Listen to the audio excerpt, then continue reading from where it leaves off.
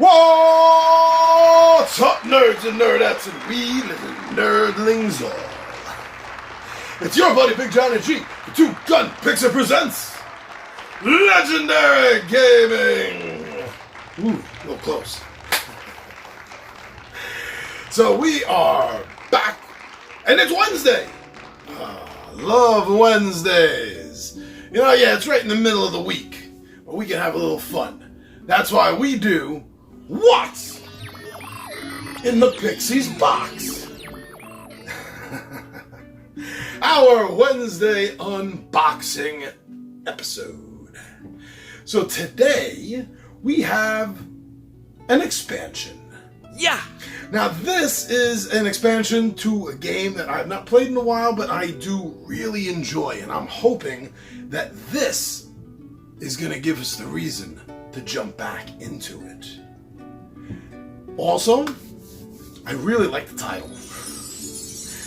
I'm a big fan of Ray Bradbury, and he has one of the best titles I've ever heard. And this game harkens to that. The Ray Bradbury title is Something Wicked This Way Comes. I really love that title. It's one of my favorite titles of all time. The subtle yet powerful implication. You know for a fact that evil, that vileness, that wickedness is coming. And there's only one way that it is gonna come. And that is this way. Now that is defined by where you are. Because if you're not there, then it's going that way. But something wicked this way comes. Powerful title. So this is an expansion for Flying Frog Productions. I almost said games. I always make that mistake. Flying Frog Productions. This is an expansion for their game, A Touch of Evil. Game that is set in colonial America and really kind of feels a lot like the Christina Ricci and Johnny Depp movie Sleepy Hollow. And it captures a lot of the good points. This expansion is a big box. Hold on. Something Wicked. Oh, there it is. Much better. You can see that shot better. Until we get the plastic off. Yes, Something Wicked. I also like this because it introduces the Crimson Hand, which is an evil cult organization that appears in several of their game titles. This, as far as I know, chronologically speaking, time-wise, is their earliest appearance. I'm really looking forward to getting this to the board. But first, we're going to have to unbox this baby. Alright, I will see you down the table, and we're going to find out what's inside Something Wicked.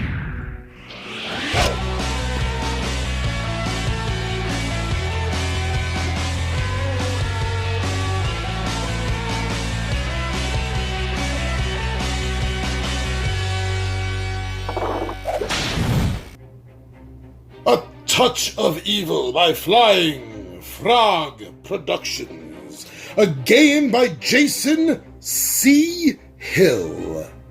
A game expansion for A Touch of Evil. So as I said, A Touch of Evil is set in colonial times. And there is evilness, there's vileness, there is wickedness that bounds through the land.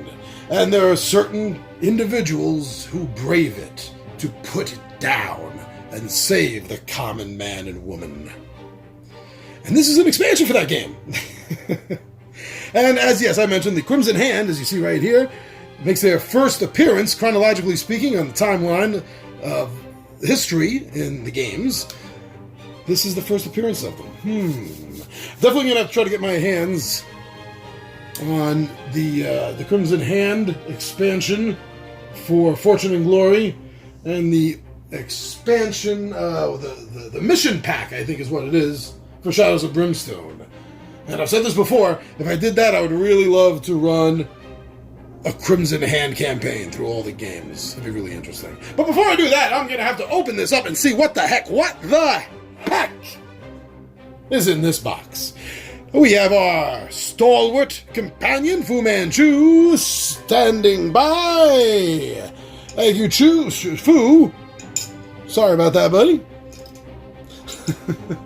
If I could just reach inside and extract the blade. Thank you very much. Now let's get you into a safe zone back there, because we're gonna have to get this game open. Ooh, nice art. All right. So as I always say, my friends, during every unboxing, as I always say, always cut away from yourself.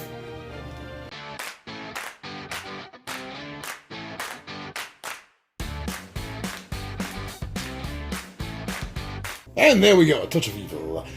You can see a little bit better now, a lot less glare from the plastic, as I always like to say. I love showing off the artwork on the boxes. I really do. I mean, they put the time and the effort. Heck, somebody gets paid to do it. So I love looking at it. And the backside looks great too. And look at that. It includes rules for solo play. Excellent. But before we solo or cooperative or semi-cooperative our way through this game, we have to get everything out of the box. Get a Dwiner back in bowl. I wonder if anyone gets that reference. Okay. So the rule book. Let's take a look real fast. I do enjoy the way they put it together. Pages aren't quite cut. See, this factory missed a little bit of the cutting process here. Not much you can do about it as long as it doesn't completely. I still think I'm missing a page 7. Oh no, that's it. 8, 9. Yep, there's another one stuck here. As long as the pages don't completely rip, I don't care if this, who cares, really? It's not like this is going to be worth money, kids. See, they get a little flack sometimes for the fact that they use actors in cosplay, so to speak, in costumes, right? They're actors, and I kind of really like it because they're going for this cinematic feel, and I think it works better the way they're doing it there with the actors. Some militia, Banshee, the Bog Fiend, Fog Fiend, the Banshee, the Gargoyle, the Unspeakable Horror. You can't get away from Lovecraftian stuff. The Delian Dryad, the Necromancer. So how do these... Oh, okay. Not bad. Comes out easy. Cool. That's all we needed to know about that, really, right? Summoning Circles. Swamp. Sunken and Void. For right now on camera, I don't think we're going to need to pop them all out, considering we just saw that it's not really difficult. I'll see right down here. Here we go. The Crimson Hand. Can't wait to find out the cult's origins, so to speak. Or anything about it. Another thing I like about the base game, this is getting out of camera view a little bit, sorry. Another thing I like about the base game is that it has a small board. It has a small board. And really, it's about the same size as this. They fit together. Right here is where they would connect.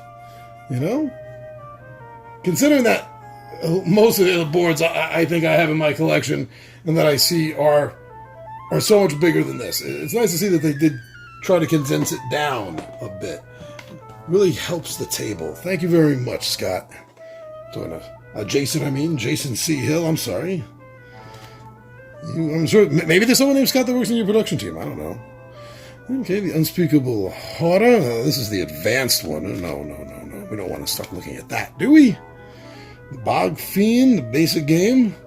His minions. Carried off in the night. Mosquito Swarm. Bog Fiend attacks. Banshee.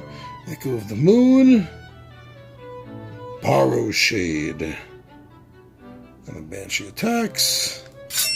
But these are like almost identical to the base game and the expansion hero packs, if you have those. Let me see.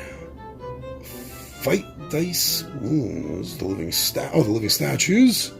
It's for the gargoyle, the grotesques, and the gargoyle attacks. And then here we're looking at the Lovecraftian-inspired one, the unspeakable horror. So, the Crimson Hand, of course, that's where they come in. Of course they're worshipping a Cthulhian-like beast. That all makes sense. The Betrayer. And the Fallen. There's the Banshees card. Summoning Circle. Void markers. Aha! The unspeakable horror.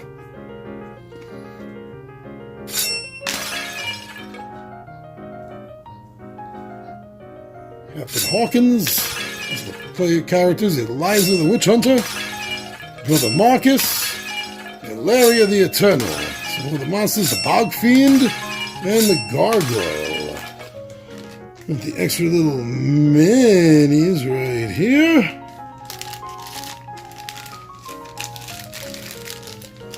For the new characters.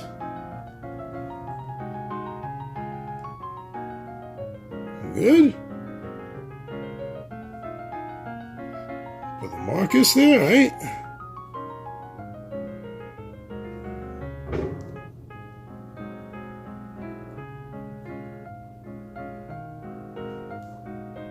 And let's get away from the lady.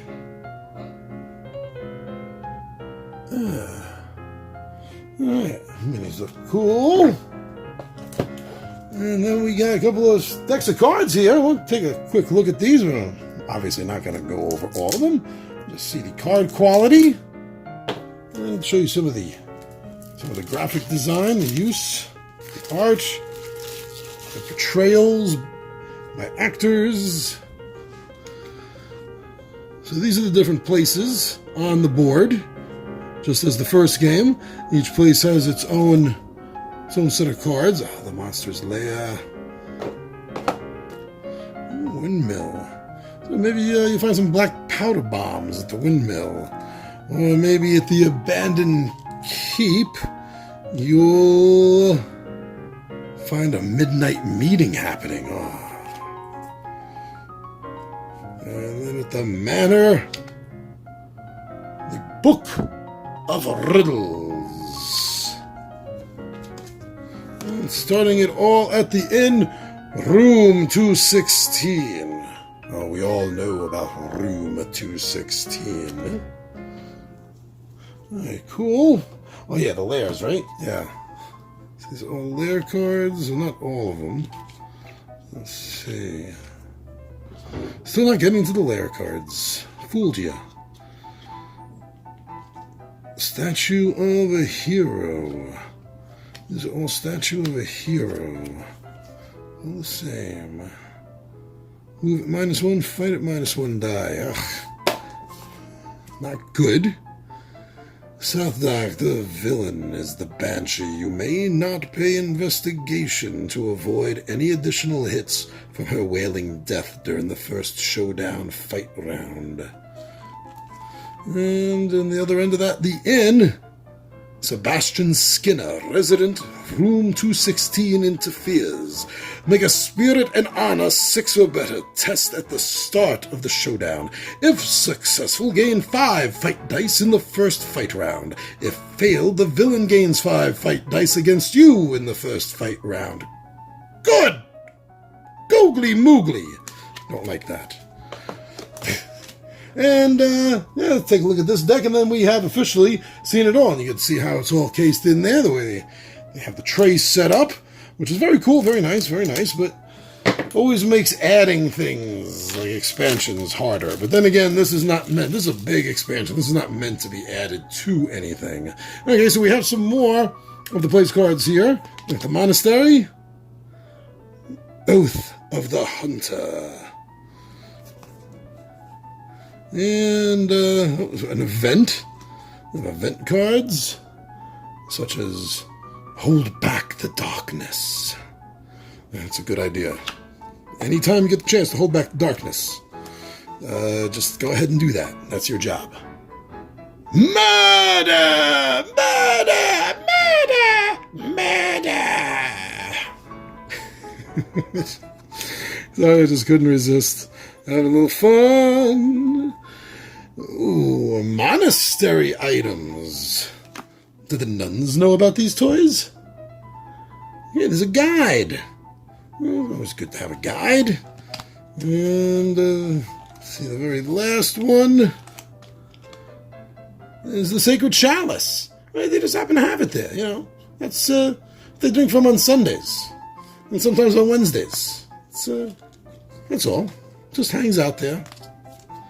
And then we have here, whoa, just jumping out of the monastery. We got a town item, the old map, plus one in honor. And Order of the Crimson Hand. Possessed. More intriguing every card I turn over. Alright, so that is a mess I've created. There we go. I wanted to make sure this got seen. So there we go. That is the official two-gun Pixie unboxing of the expansion of A Touch of Evil, Something Wicked, a game by Jason C. Hill of Flying Frog Productions. Thank you very much, everyone. Thank you for going over to the Two-Gun Pixie Facebook, Instagram, and Twitter. Thank you for going over there and seeing what kind of silliness we occasionally drop. Well, very cool that you checked that out. Also very cool, I want to say thank you to the individuals that have been going over and buying a few items, t-shirts, mugs. Last week we had a hat. Yeah, alright, so thank you very much for going over the Two-Gun Pixie Zazzle store and taking a look at some of the items there, seeing if there's anything you like. And even if there isn't, you took a moment to go over and at least take a look. So thank you so much. Thank you for taking the time to do that. That is completely awesome of you. But most of all, what we do right here, right here in the Something Wicked expansion. No, what we do right here on YouTube. Thank you very much. You check out our channel, you subscribe to it, you watch our videos, you like them, you comment on them. And as I say, when we're lucky, or any content creator is lucky, if you see something you like enough, you share it. You share it with others to let them know that you think they would like this as well. So thank you so very much for helping spread the word. I'm your buddy Big Johnny G for Two-Gun Pixie presents Legendary Gaming. And my friends, I am out of here. Done and done.